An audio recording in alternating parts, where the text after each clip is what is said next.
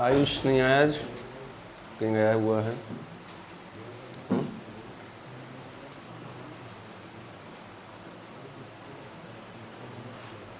क्या नंबर था? ओके,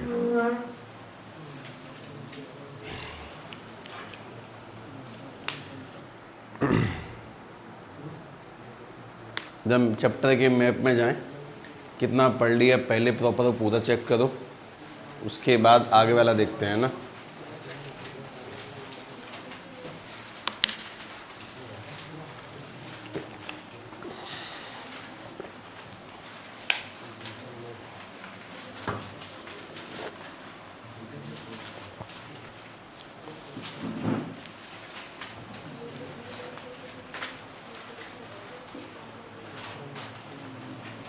घर पे रिवीजन के नाम पे कॉपी खोल के बैठ जाया करो, उन्हें पन्ने पलट के देख लिया करो और सवाल कर लिया करो 8-10 जो भी होते हैं रेगुलरली।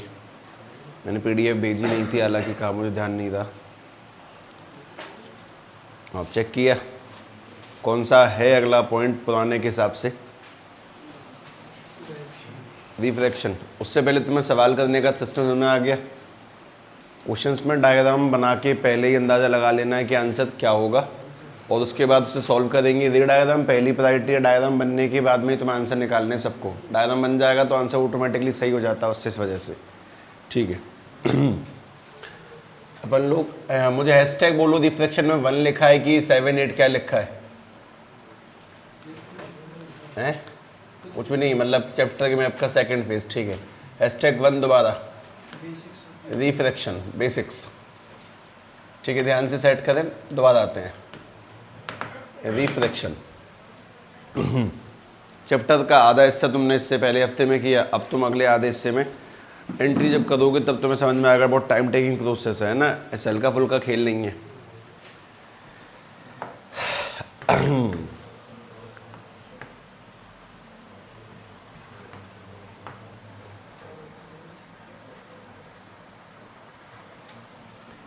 बताए भाई मुझे, मेरे पहले बेसिक सवाल का जवाब दो। रिफ्लेक्शन में और रिफ्लेक्शन में क्या डिफरेंस है वो तुम्हें समझ में आता है कि नहीं? क्या तुम उसे जानते हो? दोनों सेम ही है या फिर बस साब एक एल का डिफरेंस है? उसमें एल आता है, इसमें आर आता है, ऐसा कुछ? क्या डिफरेंस है रिफ्लेक्शन में और रिफ्लेक्शन में? रिफ्लेक्शन पता है ना तुम लोगों को, लाइट टकरा के वापस आना, bouncing back of light. Light की सरफेस से टकराएगी, सतह से टकरा के वापस आएगी, हमें उससे दिखाई देता है। अगर सरफेस नहीं है, लाइट नहीं है, हमारी आंखें नहीं है, तो हम कुल मिला के उसको देख नहीं सकते। ठीक है, वैसे करके पॉइंट है कि रिफ्लेक्शन क्या चीज़ है। देखो, रिफ्लेक्शन था लाइट का बाउंस बैक होना और सेम मीडियम वापस आना। Bouncing back of light into same medium, bouncing back of light into same medium. ठीक है, इसको लिखो मत, ये तो वैसे अपन लोगों को पहले से अंदाजा है। इनटू सेम मीडियम, लाइट का टकरा के वापस अपने ही मीडियम में लौट कर आ जाना, उसको अपन लोग कहते थे रिफ्लेक्शन। लेकिन रिफ्लेक्शन अलग कहानी है, रिफ्लेक्शन थोड़ी सी डिफरेंट चीज़ है। तुम लोगों ने कभी तेल वगैरह में कोई पेंसिल पानी में डुबोई हो तो थोड़ी सी टेढ़ी दिखाई देती है।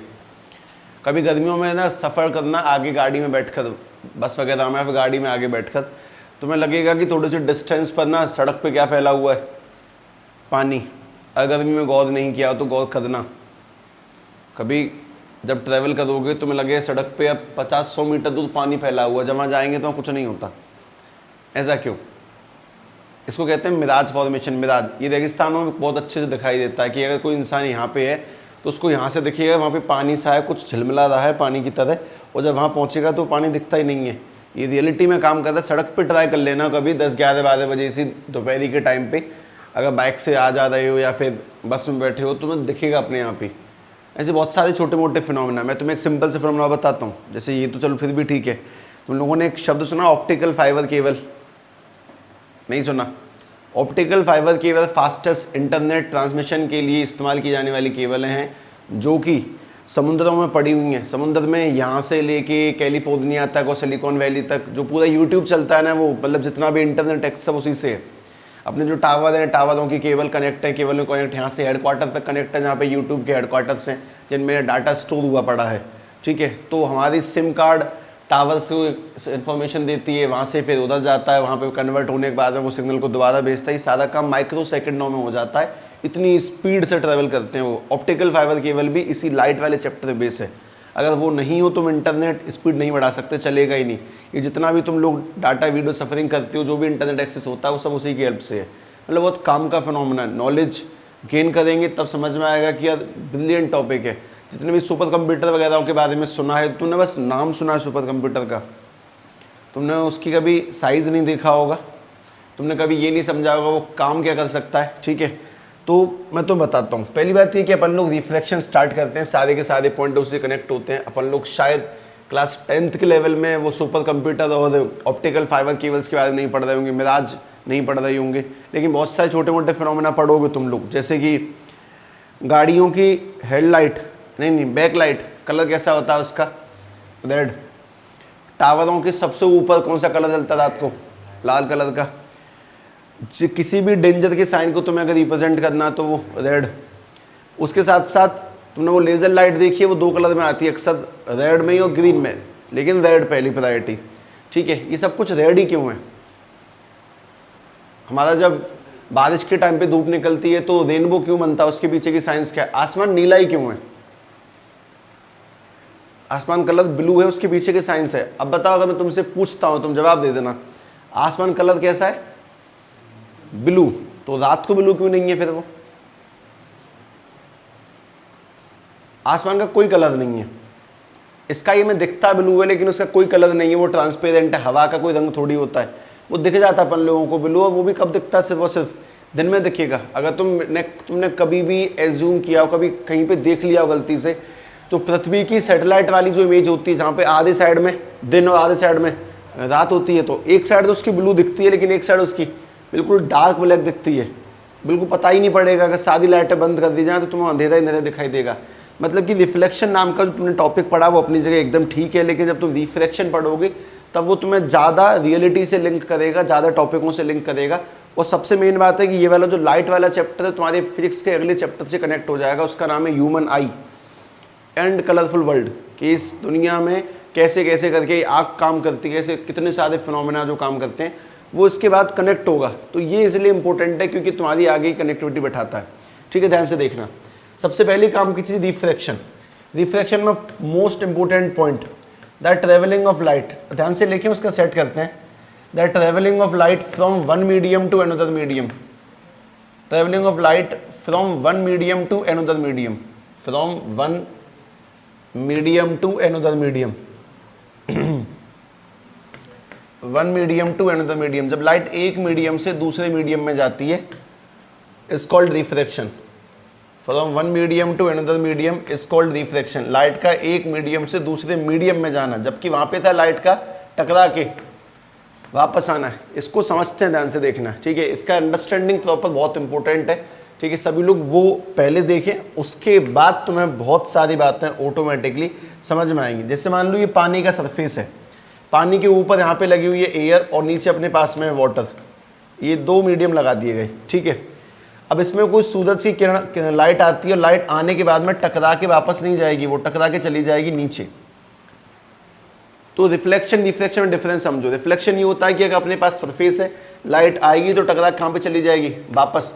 जब लाइट टकरा के वापस चली जाती है इसको तो अपन लोग कहते हैं रिफ्लेक्शन। ठीक है, और जब लाइट एक मीडियम से, एक माध्यम से दूसरे माध्यम में जाती है तो दैट इज कॉल्ड रिफ्लेक्शन। ये तुम्हें समझ में आना चाहिए। तुमने कभी गलती से अगर तेल वगैरह में पेंसिल वगैरह पेन या पेट्रोल में डाला हो तो थोड़ा सा ना तुम्हें वो टेढ़ा दिखाई देगा, कभी देखना। ठीक है, हल्का सा टिल्ट होता है। कभी मतलब ट्रांसपेरेंट ग्लास लें, उसमें तेल भर के उसमें कोई पेंसिल डुबो दें, वो तुम्हें ऑटोमेटिक टेढ़ी दिखाई देती है थोड़ी सी। या फिर तुम्हें बहुत अच्छा फिनोमेना बताता हूँ। तुम लोगों ने कभी बोतल या फिर पानी में, चलो बाल्टी में पानी भरा, उसमें सिक्का डाल दो, वो सिक्का तुम्हें नॉर्मली जितना गहरा है उससे थोड़ा सा ऊपर महसूस होता है कि थोड़ा सा ऊपर उठा हुआ है। पानी के अंदर अगर तुम सिक्का वगैरह फेंकोगे थोड़ा सा ऊपर दिखाई देगा, लेकिन वो वाकई में थोड़ा सा डाउन होता है। उसके पीछे का रीज़न क्या है? वो आखिर ऐसा क्यों है कि सिक्का थोड़ा सा ऊपर दिखाई देता है? ठीक है, हमें उसका बेस प्रॉपर अगर मान लो 20 सेंटीमीटर की हाइट है उसकी, तो वो 15-16 के आसपास दिखता है। उसके पीछे का रीज़न क्या है? ऐसे बहुत सारे फिनोमेना। मैं वापस कह रहा हूँ कि तुमने ये पढ़ा, लेकिन जितना रियलिटी लिंक तुम्हें रिफ्लेक्शन में मिलेगा उतना इसमें नहीं है। ठीक, काम की चीज़, अगर लाइट आके टकरा के अपने मीडियम में चली गई, हवा से आई, हवा में ही चली गई, दैट इज कॉल्ड रिफ्लेक्शन। लेकिन अगर लाइट आती है और टकराने के बाद में किसी दूसरे मीडियम में चली जाती है, हवा में आई और हवा से कहाँ चली गई, पानी में चली गई, तो इस फिनोमेना को अपन लोग रिफ्लेक्शन कहते हैं। पहली बात ये समझ लें, अगर एक मीडियम से दूसरे मीडियम में जा रही है दैट इज कॉल्ड रिफ्लेक्शन, और अगर अपने ही मीडियम में है टकराने के बाद में दैट इज कॉल्ड रिफ्लेक्शन। काम की चीज़, जो लाइट आ रही है उस आने वाली लाइट का नाम क्या होता है, इंसिडेंट रे। जो आई है वो इंसिडेंट रे, जो जा रही है उसका नाम क्या है, रिफ्रैक्टेड। ठीक है, रिफ्लेक्ट नहीं करना, अब तुम आर नाम के लेटर का यूज करोगे, रिफ्रैक्टेड रे। और उसके बाद में इसके बीचों बीच में जो लगा हुआ है दैट इज कॉल्ड नॉर्मल। उसके बीच में जो चीज़ है दैट इज नॉर्मल। सबसे पहली काम की बात तो ये समझे। ठीक है, मैं कुछ और लिखना था मुझे इसके अंदर, नॉर्मल। ठीक है, उसके बाद में यहाँ सुने, पहली बात तो इतना मेंशन करो कि लाइट का एक मीडियम दूसरे मीडियम में जाना रिफ्रैक्शन, जो कि तुम्हारे पिछले वाले फिनोमेना से टोटल डिफरेंट है, उसकी इससे कोई कनेक्टिविटी नहीं है। ठीक है, बिल्कुल भी लिंक नहीं करेगा, बस छोटे मोटे टर्म आ जाएंगे। अच्छा, काम की बात सुनो, हम लोगों ने पिछले टॉपिक में बात सीखी थी तुम्हें एंगल किसकी हेल्प से मेजर करने हैं, सरफेस के साथ में कि नॉर्मल के साथ में, एंगल किससे नापे जाएंगे। जैसे कि देखो यहाँ पे लाइट आ रही है, लाइट आने के बाद में ये वाला जो पॉइंट है दिस इज नॉर्मल, ये नॉर्मल है। लाइट आई, आके चली गई, ये वाला पॉइंट नॉर्मल हो गया है, तो आने वाली लाइट और नॉर्मल के बीच का एंगल, ये वाला एंगल कौन सा हो जाएगा, एंगल आई। आने वाली लाइट और नॉर्मल के बीच का एंगल आई है, और जाने वाली लाइट और नॉर्मल के बीच का जो एंगल होगा दैट इज एंगल आर। तो इसको अपन लोग कौन सा एंगल बोलेंगे, this is called incident angle. ये अपने पास में इंसिडेंट एंगल। ठीक है, इंसिडेंट एंगल। और उसके बाद में वो नीचे वाला that is angle of reflection या फिर रिफ्लेक्टेड एंगल। ठीक है, एंगल ऑफ रिफ्लेक्शन की लाइट कितने एंगल पे आ रही है, कितने एंगल पे जा रही है। सबसे मेन काम की बात, तुमने इससे पहले वाले में एक नियम पढ़ा था कि जितने एंगल पे आएगी उतने एंगल पर जाएगी, लेकिन यहाँ पर अगर तुम गौर से देखो तो ऐसा कभी होने वाला ही नहीं है। लाइट यहाँ पे आज आधा पे रही है, मैं थोड़ा सा टेढ़ा बेंड किया और ऐसा होता है, इसमें एंगल आई एंगल आर के इक्वल नहीं है, इसमें कोई और नियम है जिसको थोड़ा बाद में पढ़ोगे, अभी नियम नहीं पढ़ना है। अगर एंगल इक्वल नहीं है तो फिर क्या है, वो सीखने में थोड़ा सा टाइम लगेगा। तुम्हें पहले साइन की टेबल याद होनी चाहिए, साइन 0 की वैल्यू, साइन 30 की, 45 की, 60 की, 90 की, उसके बाद तुम्हें जाके बात समझ में आएगी। ठीक है, खैर पहले ये सब मेंशन करें तरीके से, अभी तुम्हें इसी को स्टडी में लेना है, एंगल वगैरह बाद में देखेंगे, पहले इसकी प्रॉपर पूरी नॉलेज देखो।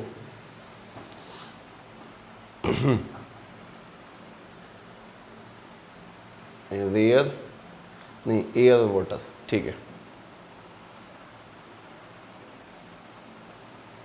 पहले एक सिंपल सवाल का जवाब तो किसी को दे ही देना। कोई तुमसे रिफ्लेक्शन और रिफ्रैक्शन पूछे तो जवाब, रिफ्लेक्शन लाइट का टकरा के वापस चले जाना, और रिफ्रैक्शन लाइट का एक मीडियम से दूसरे मीडियम में ट्रेवल करना। ठीक है, हवा से पानी में जाना, पानी से शहद में जाना, शहद से हवा में जाना, ऐसे करके टेढ़ा मेढ़ा ट्रेवल करना इज कॉल्ड रिफ्रैक्शन।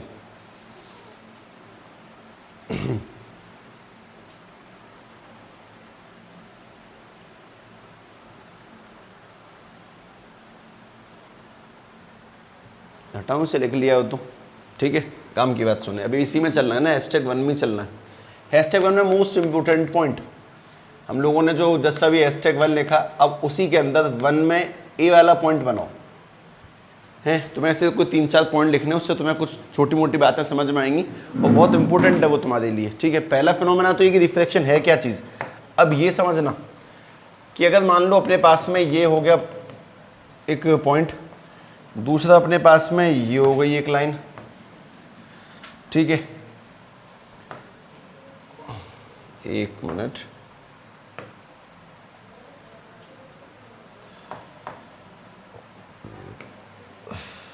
ठीक है चलेगा। अच्छा, यहाँ पे अपने पास में ये है एयर और ये है वाटर। दोबारा से इस जगह पे है शहद और यहाँ पे है हवा, एयर। चलिए बात समझो, इनमें से कौन गाढ़ा है कौन हल्का, मतलब कौन सा गाढ़ा मीडियम है कौन सा हल्का मीडियम है। हवा और पानी में गाढ़ा कौन है, पानी ज़्यादा गाढ़ा है, और हवा में शहद में ज़्यादा गाढ़ा कौन है, तुम शहद में चल सकते हो नहीं, तो हवा में चल सकते हो नॉर्मली, ठीक है। तो जो हल्का मीडियम है, जो गाढ़ा नहीं है, उसको अपन लोग कहते हैं optically rare medium. Optically rare medium, that is called optically rare medium, इसको अपन लोग ये कहते हैं, ठीक है। हम इसको ओनली रेयर भी कह सकते हैं, जरूरी नहीं है ऑप्टिकली शब्द का लिखना। और जो गाढ़ा होता है उसको अपन लोग कहते हैं optically denser medium. This is called optically denser medium. जो गाढ़े हैं उनको ऑप्टिकली डेंसर मीडियम बोला जाएगा, और जो हल्के हैं उनको रेयर मीडियम। जैसे ये गाढ़ा है तो इसको बोलेंगे डेंसर मीडियम, और ये जो हल्का है इसको बोलेंगे रेयर मीडियम। पहली काम की चीज़ तो ये याद रखें, ठीक है। हल्के और गाढ़े में फ़र्क है। लाइट अब 2 मीडियम से 2 मीडियम में जा सकती है, या तो हल्के से गाढ़े में जाएगी या फिर गाढ़े से हल्के में जाएगी। तो इस बात को ध्यान से लिख देता हूँ, ठीक है। ये हल्का मीडियम, और अपने पास में ये वाला नीचे वाला, ये अपने पास में गाढ़ा मीडियम है, ये डेंस है। ये ध्यान रखें सबसे पहली काम की चीज़। अब मान लो मैं तुम्हें बहुत सिंपल बात समझाता हूँ, वो देखना। सबसे पहले अगर हम एज्यूम करके देखें, अपने पास में ये लाइट आई, आने के बाद में लाइट कहाँ से कहाँ जा रही है वो बाद में, लेकिन पहले बनाओगे नॉर्मल। देखो लाइट जिस जगह टकराती है उस जगह को अपन लोग क्या कहते हैं? लाइट जिस पॉइंट पे टकरा रही है, जैसे कि हवा और पानी के बीच का जो बॉर्डर है, ठीक है, उस बॉर्डर को अपन लोग क्या बोलते हैं? That border is called interface, ठीक है। जैसे इससे पहले उस वाले पॉइंट को अपन लोगों ने पता क्या बोला है? सरफेस। अब उसको नाम दे दिया इंटरफेस। ठीक है, हवा और पानी के बीच का जो पॉइंट है जहाँ पे अलग अलग है दोनों, दैट पॉइंट जहाँ पे लाइट टकराती है उसको बोलना है इंटरफेस। अब अपने पास में जो लाइट निकल के आई है वो हो गई इंसिडेंट रे, ठीक है। इन सबको लिखने की कोई रिक्वायरमेंट नहीं है, हटा दो। लेकिन काम की बात कुछ और है, वो समझना। लाइट हल्के मीडियम से कौन से में जा रही है? गाढ़े में। तो जैसे वो हल्के से गाढ़े में जाती है वो ऐसे करके ये हो जाती है। इससे तुम्हें क्या समझ में आता है वो देखो, कि वो आई तो थी थोड़ा सा बड़े एंगल पर, लेकिन जैसे वो गाढ़े में गई उसका एंगल दब जाएगा। क्योंकि कोई भी चीज़ हल्के में बहुत तेज चलती है, और अगर वो गाढ़े में जाए उसकी स्पीड कैसी हो जाएगी? स्लो हो जाएगी। और स्पीड स्लो होते ही वो खुल के जाने की जगह पर दब के जाना शुरू कर देगी, ठीक है। इस बात को यहाँ पे उल्टा करेंगे और इस बात को सबसे पहले सेट करेंगे, तभी तुम आगे जाओगे। दोबारा से, अगर मान लो लाइट शहद में आ रही है, लाइट आई शहद में, आने के बाद में लाइट को खींचने के बाद में, एरो लगाने के बाद में तुम्हें सबसे पहले बनाना है इसके अंदर नॉर्मल। सबसे पहली काम की प्रायोरिटी नॉर्मल बनाना है। उसके बाद आगे सुनो। अब लाइट गाढ़े से हल्के में जा रही है, बेचारी छोटी स्पीड पे आ रही थी क्योंकि गाढ़े में आ रही थी, और जैसे वो हवा में आएगी उसकी स्पीड एकदम से खुल जाएगी। खुलते ही वो एकदम खुल के बाहर निकलती है, ये वाला एंगल ज़्यादा हो जाएगा, ठीक है। अब इसका मतलब समझो, अगर हल्के से गाढ़े में आती है तो नॉर्मल के पास, और अगर गाढ़े से हल्के में जाती है नॉर्मल से दूर हो जाएगी। क्योंकि जब वो खुल के चलेगी तो बड़ी तरह से अपने एंगल को भी खोल के चलती है, और जैसे वो दब के चलेगी उसका एंगल भी दब जाएगा। इस बात को सबसे पहले याद रखें कि अगर लाइट, मैं ध्यान से लिख रहा हूँ, ध्यान से देखना, इसमें नीचे एक डॉट बना के लिख रहा हूँ।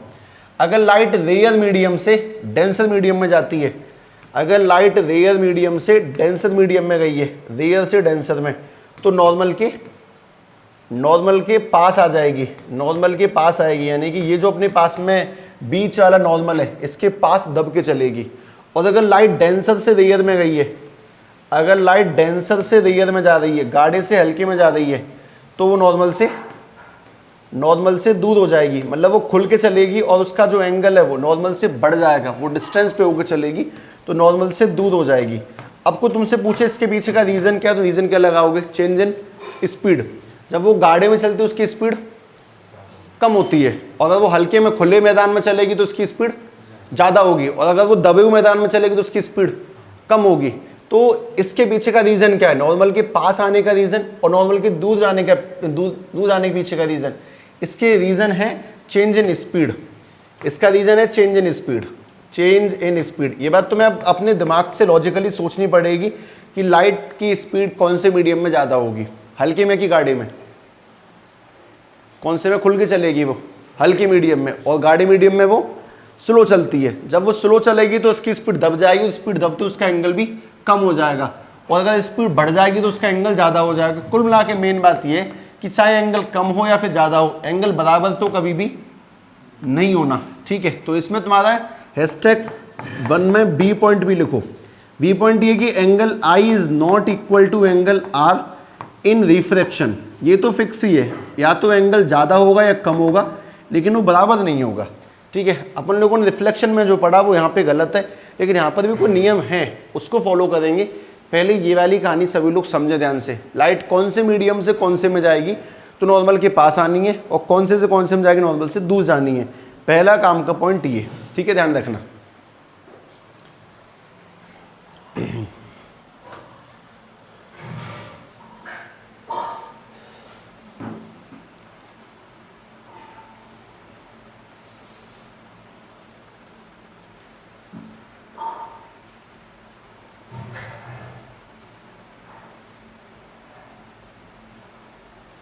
पेट्रोल, पानी, शहद में सबसे पतला कौन है, बताओ।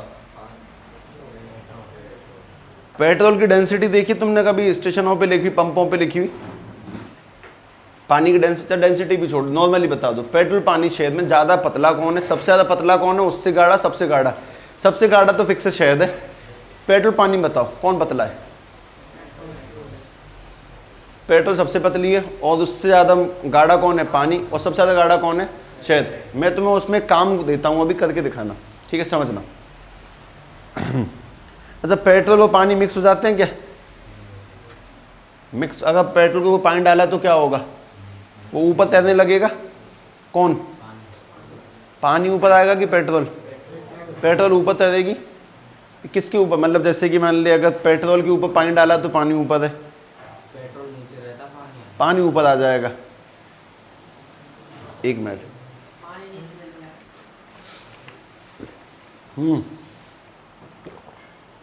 वो तो मिलाने पर भी थोड़ा सा है फर्क, चलो कोई नहीं, देखते, छोड़ो। इसे लिखो पहले, इसमें #1C देखना। 1C में तुम्हें कुछ बात समझ में आएगी, देखो।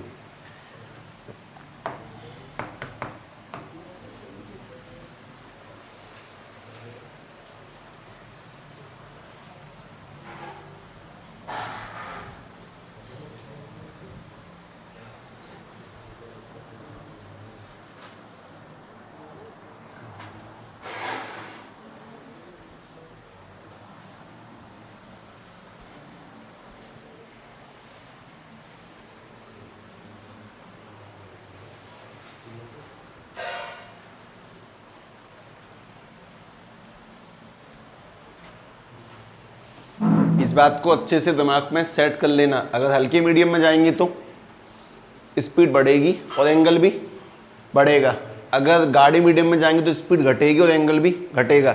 उस एंगल घटने को अपन लोगों ने क्या लिखा है, नॉर्मल के पास आना, और एंगल बढ़ने का मतलब नॉर्मल से दूर जाना है। इस बात को लॉजिकली स्पीड से याद करना। जहाँ पे स्पीड कम है वहाँ पे एंगल कम है, जहाँ पे स्पीड ज़्यादा है वहाँ पे एंगल ज़्यादा है। और स्पीड कम कहाँ पे, गाड़ी में, और स्पीड ज़्यादा कहाँ पे, हल्के मीडियम में, ठीक है।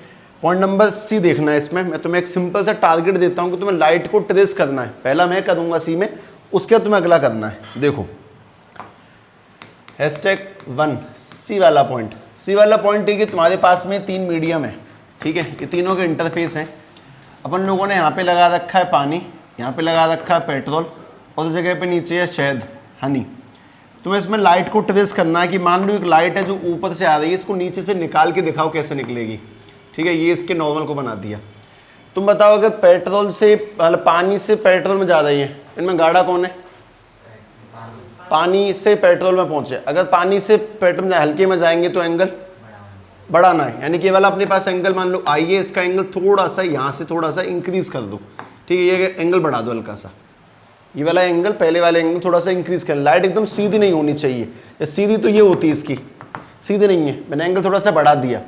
और अब अगली काम की चीज़, अगर अब तुम पेट्रोल से हनी में जाओगे, पेट्रोल से शहद में जाओगे, हल्की से गाढ़े में जाओगे, अब क्या करना है तुम्हें? एंगल कम करना। तो तुम्हारा अब अगला काम बस ये कि तुम ना लाइट के पाथ को ट्रेस करो।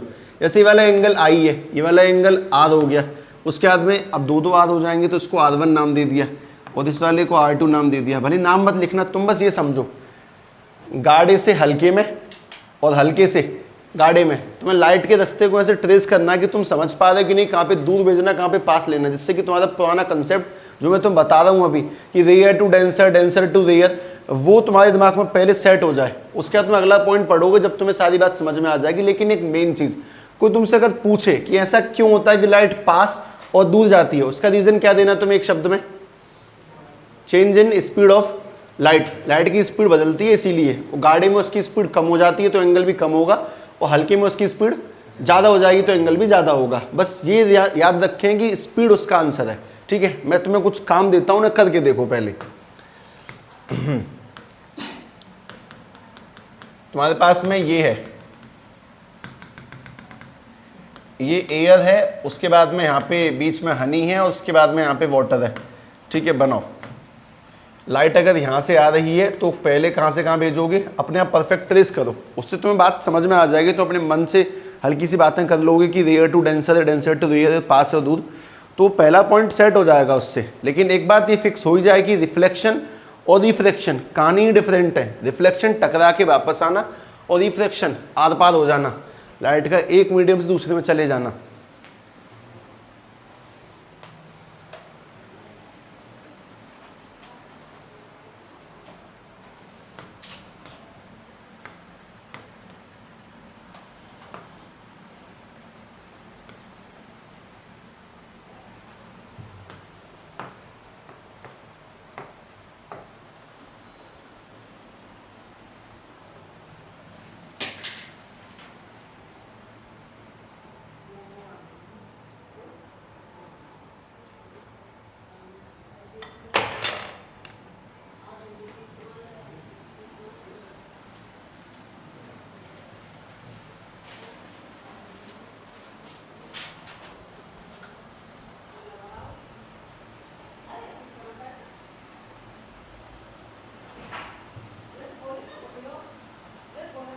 हम्म,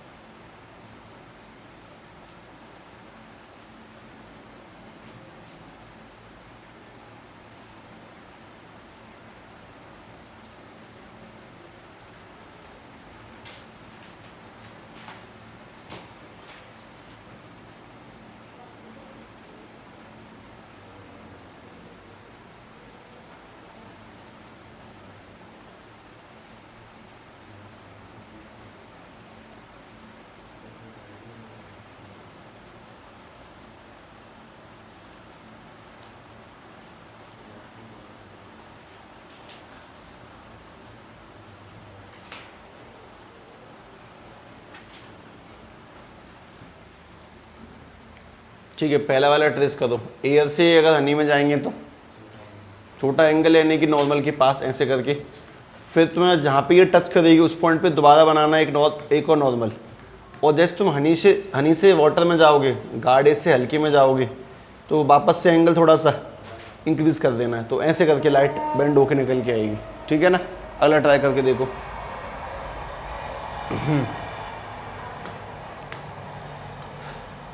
एस्टेक 1C अपने पास ये है पाथ।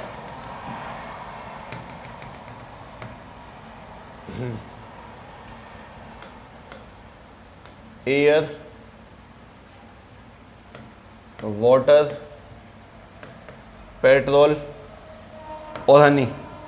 लाइट लगाता है इन 4 लेयरों से पास हुई है। पहले यहाँ से आई, उसके बाद में कहाँ जाएगी, वैसे वैसे करके बनाते जाओ। तुम्हें थोड़ी लाइनें लंबी खींचनी पड़ेंगी, क्योंकि जब तुम लाइन खींचोगे तो वो आगे निकल जाएगी इस वजह से, तो ध्यान से करना।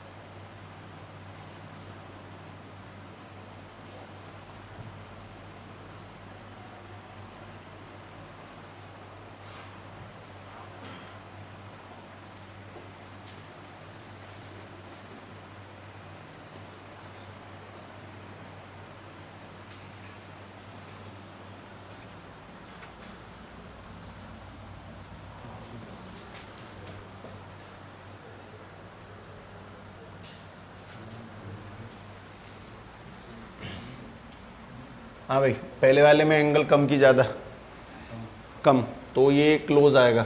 उसके बाद में एंगल ज़्यादा, थोड़ा सा फैल जाएगा। उसके बाद में एंगल कम, तो ये वाला वापस से क्लोज आएगा। ठीक है, सही बनाया ना एकदम। तो rare to denser, denser to rare, rare to denser, ये बात तो बल्ले पड़ जाए। अगर लाइट रेयर से डेंसर में जा रही है तो क्या करना है, डेंसर से रेयर में जाएगी तो क्या करना है, और रेयर से वापस से डेंसर में जाएगी तो क्या करना है। सबसे मेन बात है कि ये सादा का सादा फिनोमेना, इसके लिए जिम्मेदार कौन है, that is speed of light. Speed of light में चेंज आते हैं, इस वजह से वो लगातार बदलेगी तो उसके एंगल भी लगातार चेंज होंगे, और इसी को तुम आगे जाके पढ़ोगे। ठीक है, बहुत बढ़िया कंसेप्ट में कन्वर्ट होगा। ठीक है भाई, अगली काम की चीज़ सुनो। सबसे पहली बात तो ये कि तुम में से किसी से कोई पूछता है रिफ्रैक्शन क्या चीज़, लाइट का एक मीडियम से दूसरे मीडियम में जाना, और अब दो ट्रैवलिंग हो गई हैं, या तो रियर से डेंसर में जाएगी या फिर डेंसर से रियर में। लेकिन अब जब जाएगी तो एंगल कम ज़्यादा होने से बात ये भी बिगड़ गई है कि angle I equal to angle R नहीं है। तो अब है क्या, वो सुनो। अगर एंगल आई एंगल आर के इक्वल लेंगे फिर कौन सी बात बनने वाली है वो देखते हैं। अब ज़रा #2 देखो, क्योंकि लंबा चलेगा, बहुत लेंदी जाने वाला टॉपिक। देख लो पहले,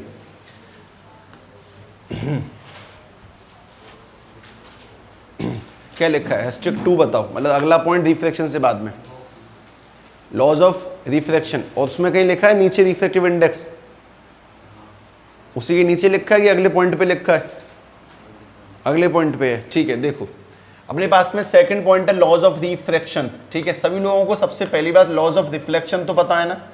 लॉज ऑफ रिफ्लेक्शन में पहला नियम क्या है, angle I always equal to angle R. लेकिन इसमें ऐसा नहीं है। ठीक है, इसमें सभी लोग पहला नियम सुने, इसका फर्स्ट लॉ क्या है, इसका सेकंड लॉ क्या है वो देखो।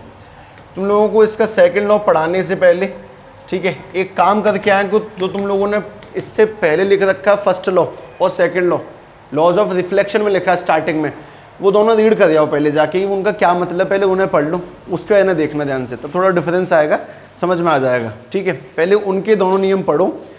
उसमें बस एक कॉमन बात है जो मुझे यहाँ पे लिखनी है और कुछ खास नहीं।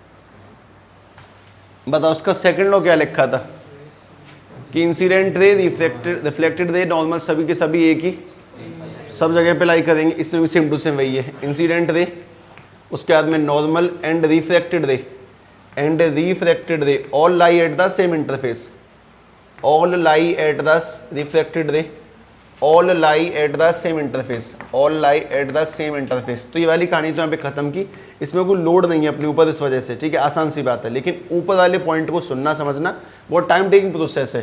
पहली बात फर्स्ट लॉ का दूसरा नाम है स्नेल्स लॉ। ठीक है, इसी पहले नियम को स्नेल्स लॉ कहते हैं। पहली बात तो ये याद रखेंगे। ठीक है, फर्स्ट लॉ का सेकंड नियम। अच्छा, उसमें जो तुम लोगों ने लिख रखा था, उसमें लिखा तुमने, उसमें लिखा था आई इक्वल्स टू आर, और यहाँ पे जो है वो देखो ध्यान से, और हमें बस इसी को समझना है। ये अपना #3 लिख रहा हूँ जो अपन लोग पढ़ने वाले हैं। ठीक है, लॉस के बाद में। ठीक है, अपन लोगों से पढ़ना है एस साइन आई अपॉन में साइन आर, ये तुम्हारा सेकंड लॉ, साइन अपॉन में sine R is always equal to constant. ठीक है, हमें इसको समझना है, इसमें समझने में बहुत टाइम जाने वाला है। ठीक है, क्योंकि तुम्हें फिलहाल ये कुछ पल्ले नहीं पड़ा, उसमें angle I equal to angle R था, और यहाँ पे साइन आई अपॉन में sine R equal to constant है। इसी कांस्टेंट के बहुत सारे नाम है, इसी को अपन लोग n21 कहते हैं, इसी को n2 अपॉन में n1 कहते हैं। अगर तुम गौर से देखोगे तो n लेटर का उल्टा अगर करेंगे, n का उल्टा, अपने पास में इसी n नाम का लेटर है, अगर तुम इस n नाम के लेटर को उल्टा करोगे तो ऐसे हो जाता है हैं, ये u है, अच्छा इसको म्यू बोलते हैं, ये है μ2 इसको अपन लोग μ2 अपॉन μ1 भी कहते हैं, और इसी पॉइंट को अपन लोग रिफ्रैक्टिव इंडेक्स भी कहते हैं। इसके इतने सारे नाम हैं, पहली बात तो ये समझ लो। ठीक है, first of all most important बात ये कि पहला नियम उसमें था angle I equal to angle R. यहाँ पे हमारा नियम ही हमारा टॉपिक है, जो कि हमें 3-4 दिन खींचना पड़ेगा, तब जाके समझ में आएगा कि साइन अपॉन में साइन आर को ही कांस्टेंट कहते हैं, इसी को n21 कहते हैं, इसी को n2 अपॉन n1 कहते हैं, इसी को μ21 कहते हैं, इसको μ2 अपॉन μ1 बोलते हैं, इसी को रिफ्रैक्टिव इंडेक्स कहते हैं। ये अपना फर्स्ट लॉ। ठीक है, हमें इसकी स्टडी करनी प्रॉपर, आखिर ये है क्या। ठीक है, वो समझना आप सभी लोग और #3 डालने के बाद में तुम्हें छोटी मोटी बातें समझाता हूँ, पहले वो ध्यान से देख लो, ठीक है। पहले इसे लिख लो, इसके अपन लोगों को अंडरस्टैंडिंग करनी है, देखना ये डिटेल में जाएगा, बहुत लेंदी जाएगा। और ऐसा मानो कि शायद अब तुम कैलकुलेटिवली क्वेश्चंस कर रहे होगे, लगातार समझ रहे होगे, छोटी मोटी बातें समझ में आएंगी, बेसिक्स ऑफ फिजिक्स पढ़ोगे इस वाले पॉइंट में। तुम में से अगर किसी को मौका मिले तो किसी 10वीं क्लास के बालक से, नहीं 11वीं क्लास के बालक से बात करना, जो वाला टॉपिक पढ़ के गया, उससे पूछना लाइट वाले चैप्टर में सबसे कठिन चीज़ क्या है। वो पहले बोलेगा रे डायग्राम, रे डायग्राम याद कर ले, वो चैप्टर अच्छा हो जाएगा, ऐसे कह देता है वो, लेकिन शायद वो नहीं है। उससे पूछना कि इंडेक्स नाम का कोई टॉपिक आता है वो कैसा है, वो तुम्हें वो विस्तार से शायद बताएगा कि यार मुझे कभी पल्ले नहीं पड़ा, ठीक है। कभी डिस्कशन करना, ऐसे बातचीत करते देनी चाहिए लगातार अपनों से, बड़ों से, जो तुम्हारे बहुत करीब हों, जिनसे तुम घुट मिल के बतला सकते हो, वो तुम्हें बहुत सारी सच्चाइयाँ बताएंगे, ठीक है। तुम्हें इससे बहुत ध्यान देना है इस वाले टॉपिक पर, ठीक है। इसे लिखें, मैं अगले पॉइंट पे इसको समझाना शुरू करता हूँ। और ये समझना पड़ेगा तुम्हें 3 लेवल में जाके, ठीक है। 3 लेवल है इसकी देखना।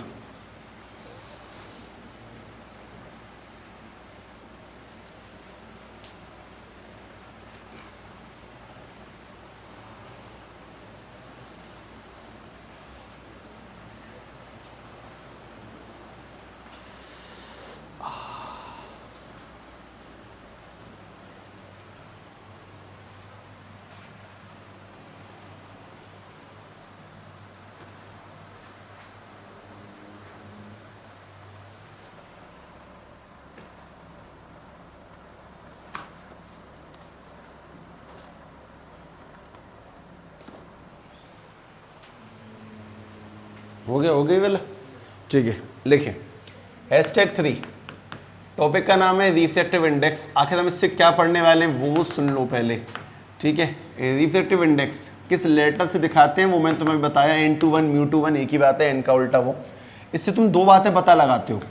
पहली बात है कि लाइट कौन से मीडियम से कौन से मीडियम में जा रही है।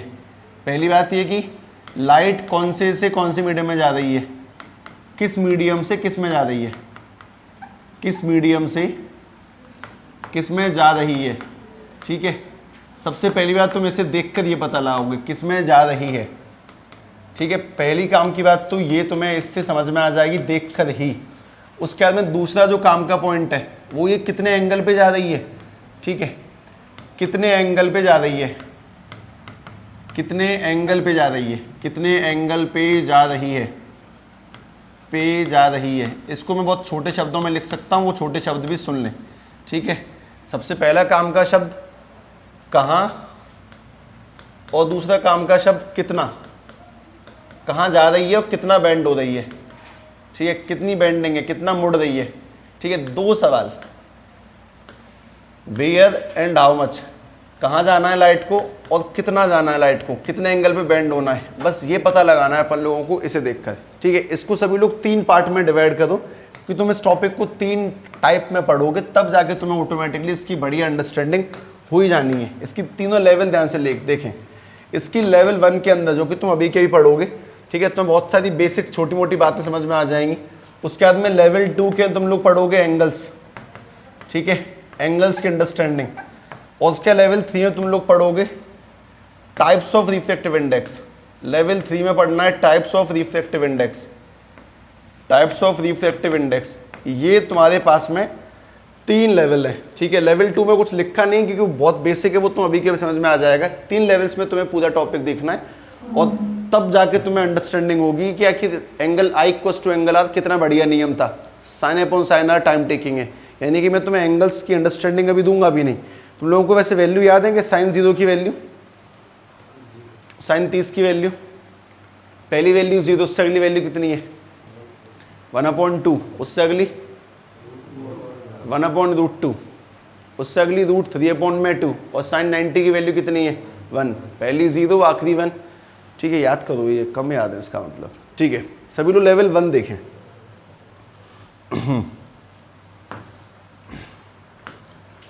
लेवल 1 में बेसिक से अंडरस्टैंडिंग, लाइट कहाँ से कहाँ जा रही है, ठीक है, वो देखना।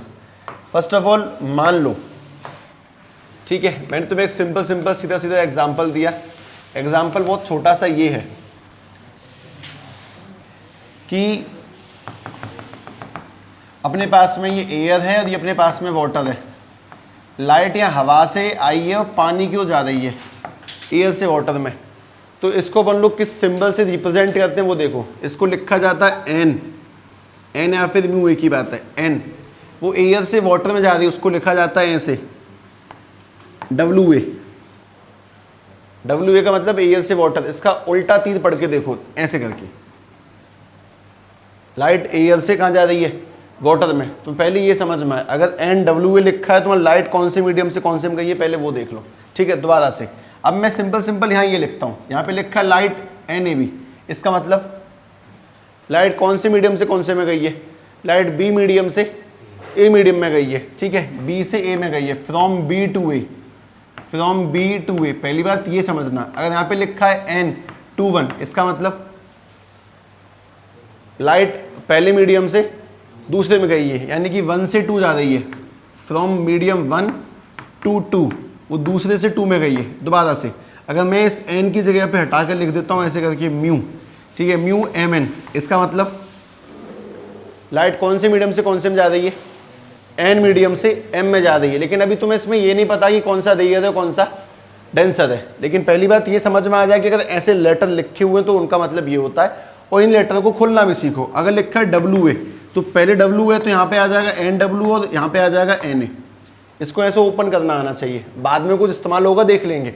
अगर एन ए बी लिखा है तो इसको ऐसे लिखेंगे एन ए अपॉन में एन बी, यहाँ पे लिखा जाएगा एन टू अपॉन में एन वन, इस जगह पे लिखा जाएगा म्यू एम अपॉन में म्यू एन। तो पहली अंडरस्टैंडिंग वाली बात ये समझ लो कि लाइट कौन से मीडियम से कौन से में जा रही है, उसको किस लेटर से रिप्रेजेंट करते हैं, उसका मतलब क्या है। तो सबसे पहले तो ये मेंशन करो कि लेवल 1 तुम्हें ये बताएगा कि तुम कैसे लिखोगे, लिखने के बाद तुम्हें कैसे समझना है और उसको कैसे ओपन करना है। लिखने का तरीका, एन के नीचे लगा देना डब्ल्यू ए, तो लाइट ए से डब्ल्यू में जा रही है, ठीक है। ये बात तो सबसे पहले मेंशन करो लेवल 1 में। इसमें दूसरा काम का पॉइंट आता है, वो देखना अभी इसी के अंदर।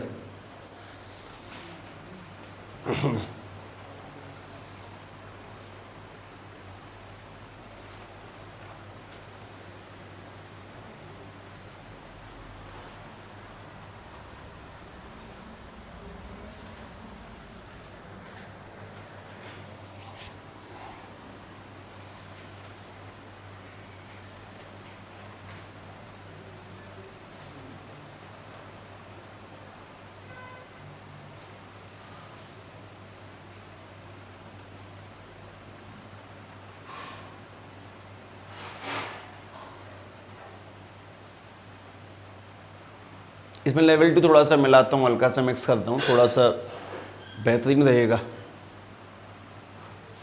बस इतना ही है लेवल 1। लेटर्स की रिप्रेजेंटेशन, लेटर्स से तुम्हें क्या समझ में आ रहा है कि कहाँ से कहाँ जा रहा है, कौन सा लेटर कहाँ लिखा है, तो उसका मतलब ये हो जाएगा कि इस मीडियम से इसमें जा रही है, जो पीछे लिखा है वहाँ से आ रही है, जो आगे लिखा है उसमें लाइट जा रही है। तो ऐसे करके समझ लेना शांति से, ठीक है। एरो बैक लगाओ, तुम अपने आप पल्ले पड़ जाएगा कि कौन सी मीडियम से कौन से में जाना है, ठीक है। अब वो एन से दिखाएं या फिर म्यू से दिखाएं कोई दिक्कत नहीं है। और इस चीज़ को अपन लोग क्या बोलते हैं, रिफ्रैक्टिव इंडेक्स। ये जो एन नाम का लेटर है that is called refractive index, ठीक है। और इसका मतलब होता है कि कौन से मीडियम की लाइट को मोड़ने की ताकत ज़्यादा है। लाइट को सबसे ज़्यादा कौन मोड़ सकता है, किसी को अंदाज़ा? लाइट को बेंड कर देगा इतना ज़्यादा कि अपने अंदर जाते ही एक बार जाएगी तो बाहर नहीं निकलती, वो डायमंड, हीरा। हीरे में लाइट एक बार ट्रेवल करने के बाद में उसी के अंदर घूमती रहेगी जिससे वो चमकता है। हीरे को उस हिसाब से काटा जाता है। लाइट में सबसे ज़्यादा जो बेंडिंग कैपेसिटी लाइट को पाई जाती है दैट इज़ डायमंड में। डायमंड में इतनी क्षमता है कि लाइट उसके अंदर एक बार एंटर करेगी वो दोबारा कभी बाहर नहीं निकलती उसमें से, वो घूमती रहेगी उसके अंदर, उससे चमकता है वो जिससे कि, ठीक है। इसे हटाता हूँ। लेवल 2 इसी में से ही निकलेगा, पहले ध्यान से देखना। लेवल 2 फिर भी ठीक ठाक है।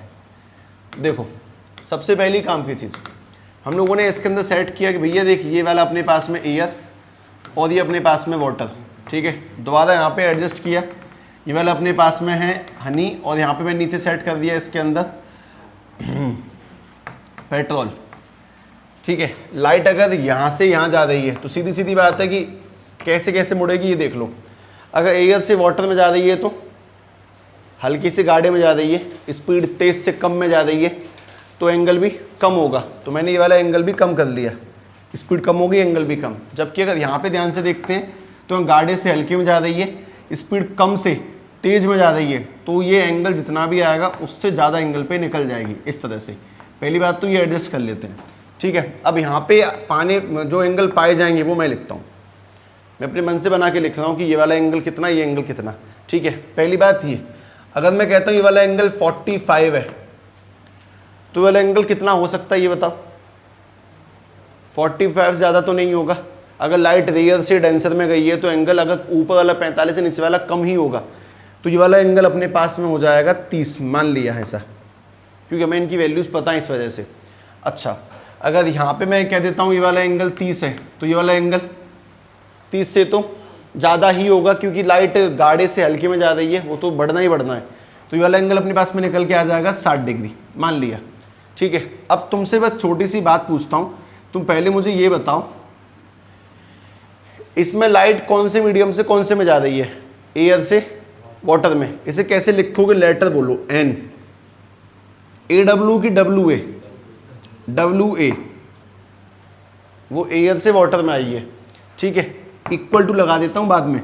इसमें लाइट कौन से कौन से में गई है, हनी से पेट्रोल में, तो हनी से पेट्रोल में, यानी कि हनी से पेट्रोल, हनी से पेट्रोल ऐसे करके, ठीक है। तो जहाँ पे पहुँच रही है फाइनल पोजीशन ये रही, इनिशियल पोजीशन ये रही, ठीक है। जहाँ पे पहुँची है वो पेट्रोल है, जहाँ से आई है वो हनी है। इक्वल टू लिखने के बाद में तुमने स्नेल्स लॉ में काम की बात लिखी, साइन आई अपॉन में साइन आर। जरा यहाँ बताओ लाइट का पहले वाला एंगल कितना, जितने एंगल पे आई है वो, तो इसको लिखेंगे साइन 45 अपॉन में sine 30, sine I upon sine R. और यहाँ पर बता दो साइन 30 अपॉन में साइन कितना, नीचे कितना आ जाएगा, साइन 60। इस पूरी लेवल 2 को समझाने में तुम बहुत ज़्यादा टाइम जाने वाला है, और तुम पेशेंस से समझना भी उस कहानी को, ठीक है। थोड़ा सा है कॉम्प्लेक्स। अब एक बात बताओ सभी लोग, एन डब्ल्यू ए सामने चलने दो। साइन 45 की वैल्यू कितनी होती है, 1 अपॉन में √2, और साइन 30 की वैल्यू कितनी होती है, 1 अपॉन में 2। इसको इंटीरियर और इसको भेज दिया ऊपर एक्सटीरियर, यानी तुम्हारे पास में N W A equal to आ जाएगा 2 अपॉन में √2। इसको रेशनलाइज करो, अगर 2 अपॉन में √2 को रेशनलाइज करेंगे तो, या फिर तुम 2 को 2 पार्ट में तोड़ दो, ठीक है। 2 किस में टूट जाएगा, √2 मल्टीप्लाई में √2, √2 मल्टीप्लाई √2 करेंगे तो क्या बन जाएगा, दोबारा से 2 बनेगा। इसमें एक चीज़ कट रही है, रूट से रूट कट गया। अब तुम्हारे पास जो बचा उसे बताओ, N W A equal to में √2 की वैल्यू बोलो। किसी को √2 की वैल्यू याद है पॉइंटों में कितनी होती है लगभग, तो कम आ देना, लगभग बस 1.4। √2 की वैल्यू 1.4 होती है। मेरा बस काम 1.4 तक पहुंचाना था फिलहाल। अब मैं तुम्हें यहाँ दिखाता हूँ, वो देखना। ये लिखा है N P H equal to में साइन 30 की वैल्यू 1/2, साइन 60 की वैल्यू √3 अपॉन में 2। यहाँ से हम लोगों ने 2 से 2 काट दिया, अपने पास रह गया P H equal to 1 upon में √3। अब ध्यान से बात सुनो, √3 की वैल्यू पता है किसी को, √3 की वैल्यू कितनी होती है, 1.73, 1.7, ठीक है। तो अगर इसको सॉल्व करेंगे तो N P H equal to 1 upon में 1.7, यहाँ से पॉइंट हटाया, ऊपर 0 बढ़ा दी। इसको डिवाइड कर लेता हूँ, मैं तुम्हें कुछ समझाने वाला हूँ जो कि थोड़ा सा पेशेंस रखने के बाद पल्ले पड़ेगा तुम्हें। 17 से 5 बार दिया, 17 पंजे 85। उसके बाद में यहाँ पे अपने पास में 5 आ गया, यहाँ पे एक आ गया 0। 17 से कितनी बार लगा दिया जाए इसे, 8 बार लगभग, ठीक है। तो इसका जो आंसर निकल के आया that is N P H is equal to 0.58। इसका ये आंसर निकल के आ गया, ठीक है। इन दोनों आंसरों में बहुत बढ़िया सी चीज़ तुम्हें देखनी है फिलहाल। पहले इसको लिख लो परफेक्टली कि रिप्रेजेंट कैसे किया, लाइट कौन से कौन से मीडियम में जा रही है वो लिखा, उसके बाद साइन आई अपॉन में साइन आर, किस मीडियम से कौन से में गई है वो भी लिखा, वापस से साइन आई अपॉन में साइन आर तरीके से रिप्रेजेंट किया। उसके बाद समझना,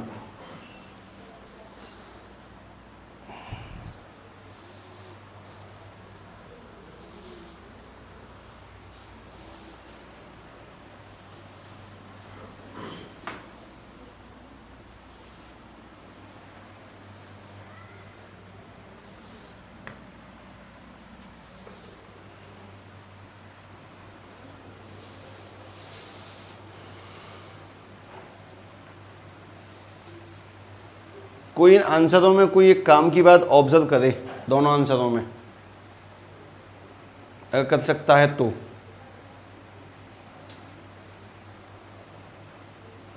कुछ ऑब्जर्व करने लायक है, अगर देख सकते हो तो देखो, नहीं तो फिर समझना। ये वाला आंसर 1 से बड़ा है कि छोटा? तो यहाँ पे जो n की वैल्यू है वो 1 से बड़ी आ रही है, जबकि ये वाला आंसर 1 से छोटा है। देखो जो आंसर बड़ा है उसका मतलब है कि आंसर कौन से मतलब लाइट कौन से में गई है। अगर आंसर 1 से बड़ा आ रहा है तो लाइट कहाँ जा रही है? हल्के से गाढ़े में जा रही है, बड़े मीडियम में जा रही है, हैवी में जा रही है। अगर आंसर 1 से बड़ा आ रहा है तो लाइट हैवी मीडियम में जाएगी। अगर 1 से बड़ा है तो लाइट ट्रेवल कहाँ से कहाँ करेगी? Rare to denser. और अगर आंसर हल्का आ रहा है, छोटा आंसर आ रहा है, तो लाइट कौन से में जा रही है? लाइट भारी से हल्के में जा रही है, तो लाइट डेंसर से रेयर में जा रही है।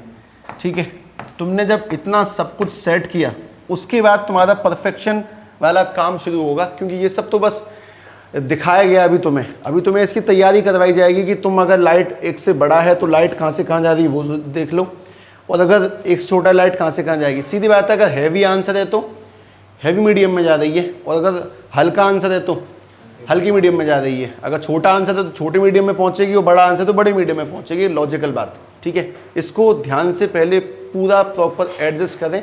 लेवल 2 बस तुम्हारे सामने रिप्रेजेंट किया है, तुम 3 पर नहीं पहुंचोगे। अब तुम्हारा मेन टारगेट होगा इन दोनों बातों को अरेंज करना, सिस्टमेटिक समझना और समझ के देखना। अब मैं तुम्हें एक सवाल देता हूँ। अब देखो, सवाल क्वेश्चन करने के लिए नहीं है, क्वेश्चन ये कि तुम इस बात को देखकर अपने दिमाग में कौन से सिग्नल भेजोगे, तुम्हें उससे क्या समझ में आएगा वो सीखना है। IQ बढ़ाना है तुम्हें इस जगह पर। देखो, सबसे मेन सवाल क्वेश्चन नंबर 1 तब से लेके अब तक मैं लिखा, किसी का ये ना हुआ हो तो पहले इसे पूरा कर लो। हो गया? देखें, मैंने इसमें लिखा NAB इक्वल टू में 1.5। ठीक है, क्वेश्चन बस ये कि तुम्हारे दिमाग में क्या गया इसे देखकर, तुम इससे कुछ समझते हो कि नहीं। पहली बताओ, लाइट कौन से कौन से में जा रही है? दोनों बात मिलाओ, बी और लेवल 1 लेवल 2 दोनों मिलाओ। लाइट कौन से मीडियम से कौन से में जा रही है? लाइट जा रही है बी से ए में। सबसे पहली बात, ऊपर बी होगा नीचे ए होगा, ये बी से ए में जा रही है, बी से जा रही है ए के अंदर। ठीक है, अगर बी से ए में जा रही है ये बात तो फिक्स हो गई। अब आंसर 1 से बड़ा है, अगर 1 से बड़ा है तो हल्के में कि गाढ़े, मतलब कौन से में जा रही है? गाढ़े में। तो अगर बी से ए में पहुंची है और आंसर 1 से बड़ा भी दिख रहा है तुम्हें, तो सीधी सीधी काम की चीज़ ये है कि इसमें गाढ़ा कौन सा मीडियम है? ए। तो जो बाद वाला मीडियम तुम्हें दिख रहा है, मतलब बी से ए में जा रही है, तो बी तो कैसा हो जाएगा? रेयर, और ए कैसा हो जाएगा? डेंसर। इस बात को मैं तुम्हारे सामने सबसे पहले ध्यान से एडजस्ट करता हूँ, दोबारा देखना, तरीके से समझना। सबसे पहली बात, तुम्हें इस बात में तो कोई डाउट ही नहीं है कि सब यहाँ से यहाँ जाएगी, तो मैं फिक्स हूँ, मुझे कोई टेंशन नहीं है बी से ए में जा रही है। लेकिन सुनो, अगर आंसर बड़ा आ रहा है तो ये वाला मीडियम जो है वो डेंसर होगा, और ये वाला जो मीडियम वो कैसा हो जाएगा? रेयर। अगर बड़ा आंसर है तो पहला वाला डेंसर होगा, बाद वाला रेयर होगा। अगर बड़ा है तो पहला वाला डेंसर और दूसरा वाला रेयर। ये बात तुम्हें समझने की कोशिश करनी लगातार। जैसे ध्यान से दोबारा देखना, क्वेश्चन नंबर 2, तुम्हें इस बात को देखकर क्या समझ में आता है ये देखो, 0.8 लिखा हुआ है। पहले बता, लाइट कौन से कौन से में जा रही है? 2 से 1 में जा रही है। इसमें हल्का कौन सा है? पहला। और गाढ़ा कौन सा है? दूसरा। अगर ये वैल्यू छोटी है तो पहला आंसर छोटा है, और ये वाला आंसर कैसा हो जाएगा? डेंसर। और लाइट कौन से कौन से में जा रही है? 2 से 1 में जा रही है। ऊपर 2 है, नीचे 1 है, लाइट 2 से 1 में जा रही है। तो मैं इन वैल्यूज़ को देख के बस अपने दिमाग को ये समझाना कि लाइट कहाँ से कहाँ जा रही है, और कौन हल्का है और कौन गाढ़ा है। बस इस बात को लगातार समझाने की कोशिश करनी है। ये जो नंबर यहाँ पे लिखे हुए, इन्हीं नंबरों को अपन लोग रिफ्रैक्टिव इंडेक्स कहते हैं। यही सारे नंबर रिफ्रैक्टिव इंडेक्स नाम से जाने जाते हैं, इस बात को भी समझ लें। ठीक है, दोबारा देखना, क्वेश्चन नंबर 3 अपने पास में ये यहाँ पे लिखा है, मान लो N34 इक्वल टू में 1.6। बताओ, लाइट कौन से कौन से में जा रही है? 4 से 3 में जा रही है। अब इसमें बड़ा आंसर है तो पहला वाला कैसा है? आंसर 1 से बड़ा है तो पहला वाला मीडियम कैसा है? डेंसर। और ये कैसा है अपने पास में? रेयर मीडियम है। इस बात को बस समझाएं कि तुम नंबर देखकर उसमें दो बातों का अंदाजा लगा लो, लाइट कौन से में ज़्यादा ही है और कौन सा हल्का है कौन सा गाढ़ा है। दोबारा देखना, हमारे पास ये लिखा हुआ क्वेश्चन नंबर 4, मैंने इसमें लिख दिया एन पी क्यू और इस जगह पे लिखा हुआ है 3/5, 3/5, एक से बड़ा है कि छोटा, डिवाइड कर लो 5 से 3 को मनी मन में, 5 से 3 मनी मन में डिवाइड करो, कितनी बार डिवाइड होगा 0.6। भाई 0 लगेगा, अपने पॉइंट लगा के 0 बढ़ाएंगे 30 बनेगा, 5 से 30 जाएगा 6 बार, तो इसका आंसर है 0.6। अब बताओ, पहली बात तो इसके देखे बिना बता सकते हो लाइट कौन से कौन से में ज़्यादा ही है, पी से क्यू, लेकिन जब इसे देखोगे तब पता चलेगा कि कौन सा डेंसर है कौन सा हल्का है। अगर ये वाली वैल्यू छोटी है तो सीधी बात है पहला आंसर रेयर है और बाद वाला आंसर कैसा है, डेंसर है। इसको देखे बिना बता सकते हो कहाँ से कहाँ ज़्यादा ही है, लेकिन इसे देख के बताओ कौन सा हल्का है और कौन सा मीडियम गाढ़ा है। दोबारा अगर अपन लोगों ने क्वेश्चन नंबर 5 ऐसे लिखा, मैंने इसको लिख दिया N X Y equal to में 11/3, ये एक से बड़ा है कि छोटा है, बड़ा है, ठीक है। अब मैंने इसको मिटा के जानबूझ के लिखा 2.8। पहली बात ये बताओ लाइट कौन से मीडियम से कौन से में ज़्यादा ही है, ये ज़्यादा ही है y2x में। आंसर क्योंकि एक से बड़ा है तो पहला वाला आंसर कैसा होगा, डेंसर, और बाद वाला कैसा होगा, रियल। तुम्हें सबसे पहली एक लॉजिकल अंडरस्टैंडिंग ये हो जाए कि अगर तुम नंबर को देखकर ही समझ पा रहे हो कि कहाँ से कहाँ जा रही है, कौन हल्का है कौन गाढ़ा है, तो तुम ऑलमोस्ट एक बहुत बढ़िया अंडरस्टैंडिंग दिमाग में सेट कर रहे हो। ये कोई वैसे सवाल नहीं है जो सॉल्व करने के हैं, कंसेप्चुअल अंडरस्टैंडिंग है। लोगों को लगता है कि शायद सिर्फ मेन टॉपिकों को पढ़ के याद करने से चैप्टर में कॉन्फिडेंस आएगा, तो गलत। इससे आएगा कॉन्फिडेंस जब तुम छोटी मोटी बारीक बातों को अंडरस्टैंड कर पा रहे हो कि इसका मतलब ये है, यहाँ से वहाँ ज़्यादा ही, वहाँ से यहाँ ज़्यादा ही है, तो तुम लोग स्टेप 1 ले चुके हो। अब जाके तुम्हें बढ़िया लेवल का भी एहसास हो जाएगा कि सही कहानी कौन सी है। अच्छा, मोस्ट इंपॉर्टेंट बात, रिफ्रैक्टिव इंडेक्स के जो आंसर होंगे, मैं यहाँ पे 0.6 1 पॉइंट ये सब लिख रहा हूँ, ये कभी भी नेगेटिव नहीं होने हैं, ठीक है, नेवर बी नेगेटिव। इनको तुम नेगेटिव में नहीं ले सकते हो, नेगेटिव में नहीं लिखना, ठीक है, ध्यान रखना।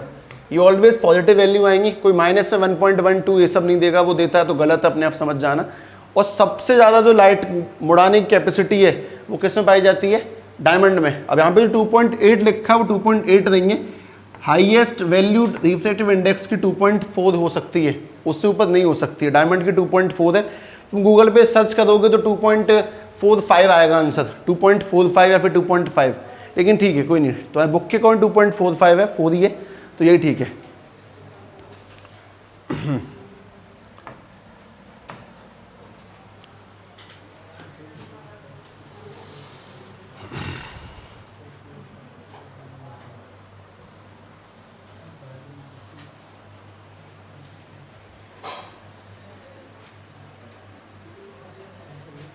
इस कहानी का अगला अच्छा पढ़ाव कल पढ़ाते हैं, ठीक है, रिवाइज रखना बस पूरा का पूरा।